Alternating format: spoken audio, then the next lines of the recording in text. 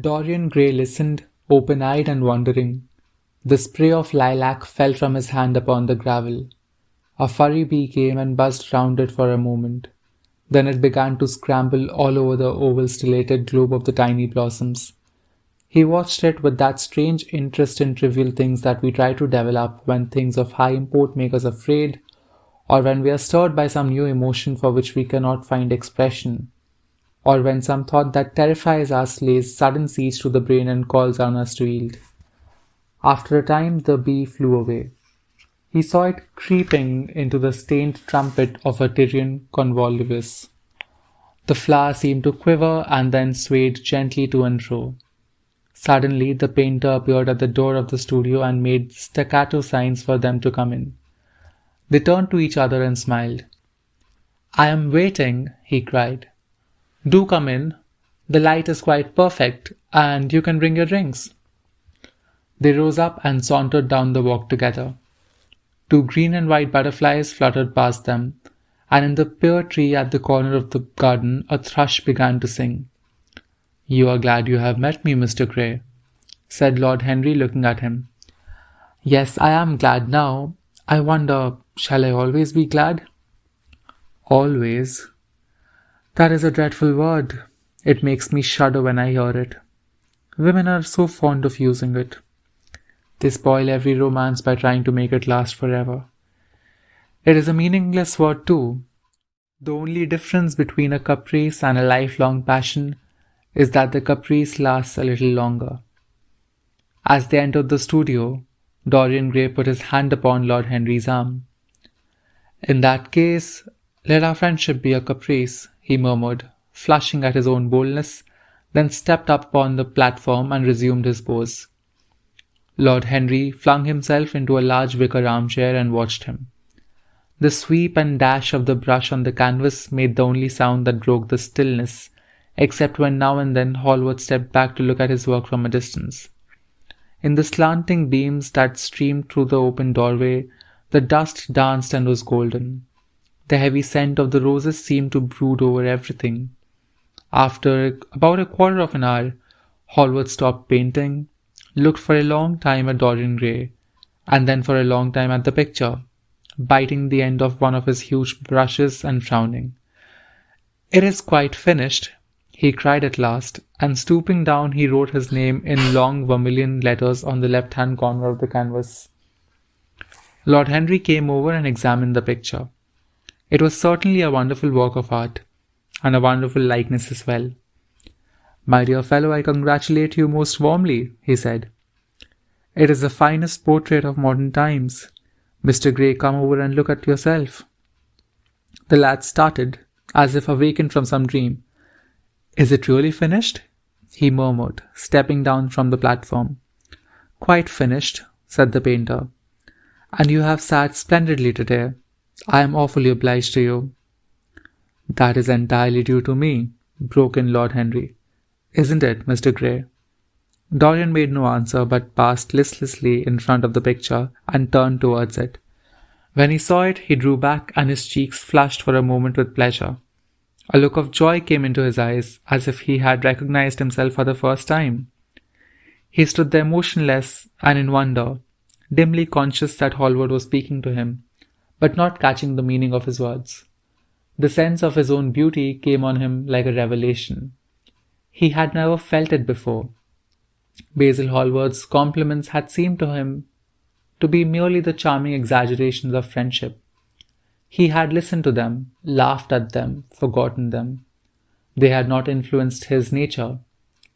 Then had come Lord Henry Wotton with his strange panegyric on youth, his terrible warning of its brevity.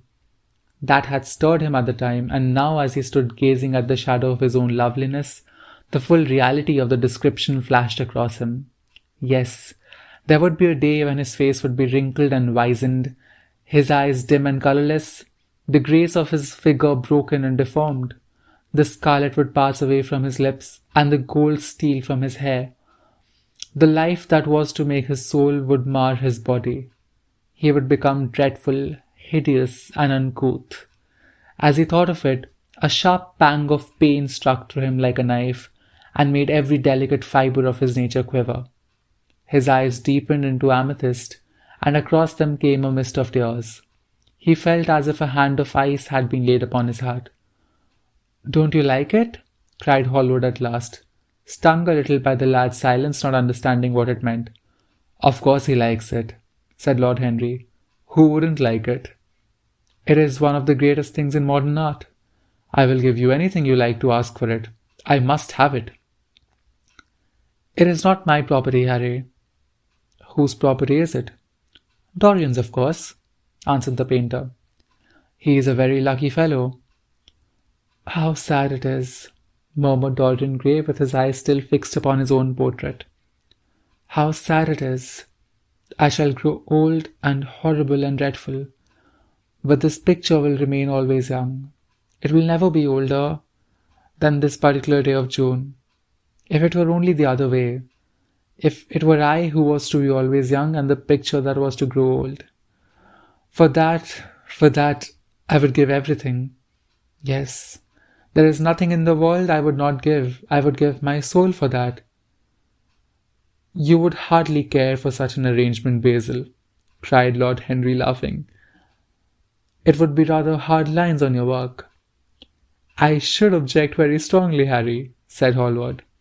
Dorian Gray turned and looked at him. "I believe you would, Basil. You like your art better than your friends. I am no more to you than a green bronze figure. Hardly as much, I dare say." The painter stared in amazement. It was so unlike Dorian to speak like that. What had happened? He seemed quite angry. His face was flushed and his cheeks burning. "Yes, I am less to you than your ivory Hermes or your silver fawn.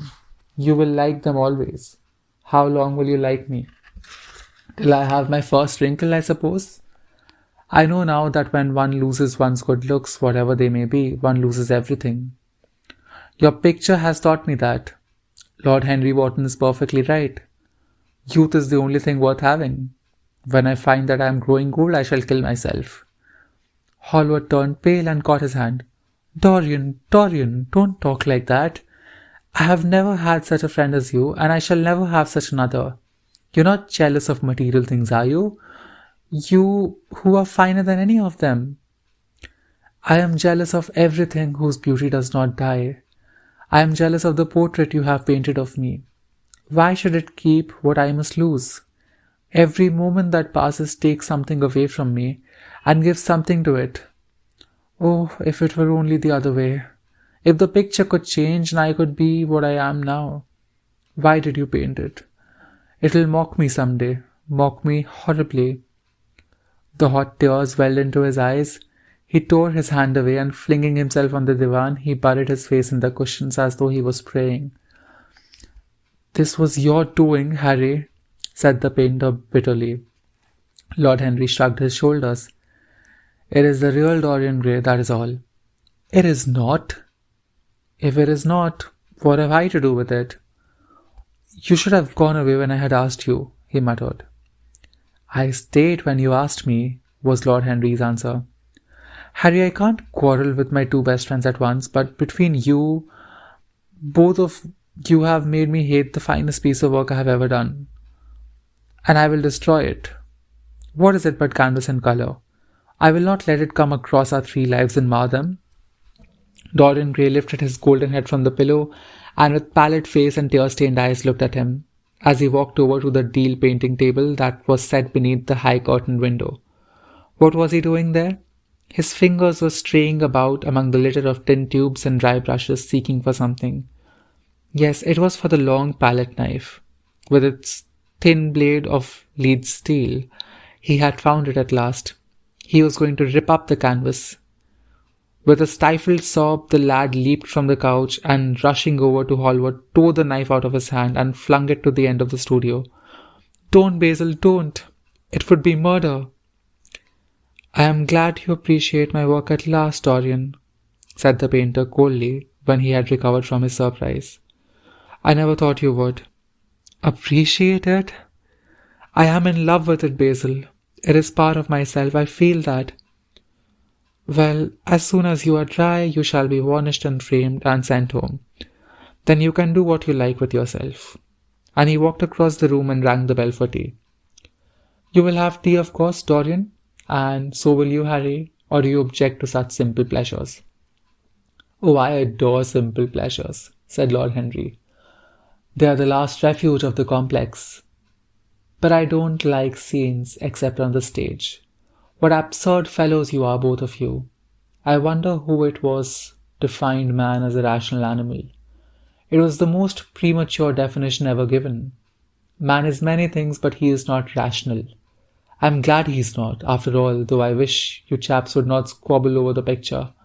You had much better let me have it, Basil. This silly boy doesn't really want it, and I really do.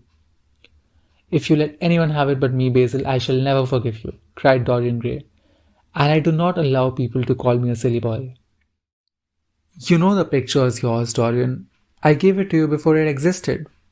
And you know that you have been a little silly, Mr. Gray, and that you don't really object to being reminded that you are extremely young. I should have objected very strongly this morning, Lord Henry. Ah, this morning. You have lived since then. There came a knock at the door, and the butler entered with a laden tea tray and set it down upon a small Japanese table. There was a rattle of cups and saucers and the hissing of a fluted Georgian urn. 2 globe-shaped china dishes were brought in by a page. Dorian Gray went over and poured out the tea. The 2 men sauntered languidly to the table and examined what was under the covers. Let us go to the theatre tonight, said Lord Henry.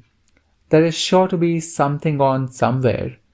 I have promised to dine at White's, but it is only with an old friend, so I can send him a wire to say that I am ill, or that I am prevented from coming in consequence of a subsequent engagement. I think that would be a rather nice excuse. It would have all the surprise of candour. It is such a bore putting on one's dress clothes, muttered Hallward. And when one has them on, they are so horrid. Yes, answered Lord Henry dreamily. The costume of the 19th century is detestable. It is so sombre, so depressing. Sin is the only real colour element left in modern life. You really must not say things like that before Dorian, Harry. Before which Dorian? The one who's pouring out tea for us, or the one in the picture? Before either. I would like to come to the theatre with you, Lord Henry, said the lad. Then you shall come. And you will come too, Basil, won't you? I can't really. I would sooner not. I have a lot of work to do. Well, then you and I will go alone, Mr. Gray. I should like that awfully. The painter bit his lip and walked over, cup in hand, to the picture. I shall stay with the real Dorian, he said sadly. Is it the real Dorian? Cried the original of the portrait, strolling across to him. Am I really like that? Yes, you are just like that. How wonderful, Basil. At least you are like it in appearance, but it will never alter, said Hallward. That is something. What a fuss people make about fidelity, exclaimed Lord Henry. Why, even in love, it is purely a question for physiology. It has nothing to do with our own will. Young men want to be faithful and are not. Old men want to be faithless and cannot. That is all one can say. Don't go to the theatre tonight, Dorian, said Hallward. Stop and dine with me. I can't, Basil. Why? Because I have promised Lord Henry Wotton to go with him. He won't like you the better for keeping your promises. He always breaks his own. I beg you not to go. Dorian Gray laughed and shook his head. I entreat you.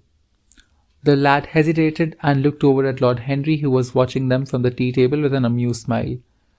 I must go, Basil, he answered. Very well, said Hallward, and he went over and laid down his cup on the tray. It is rather late, and as you have to dress, you had better lose no time. Goodbye, Harry. Goodbye, Dorian. Come and see me soon. Come tomorrow. Certainly. You won't forget? No, of course not, cried Dorian. And Harry? Yes, Basil. Remember what I asked you when we were in the garden this morning? I have forgotten it. I trust you. I wish I could trust myself, said Lord Henry, laughing. Come, Mr. Gray, my hansom is outside, and I can drop you at your own place. Goodbye, Basil. It has been a most interesting afternoon. At the door, closed behind them, the painter flung himself down on a sofa, and a look of pain came into his face.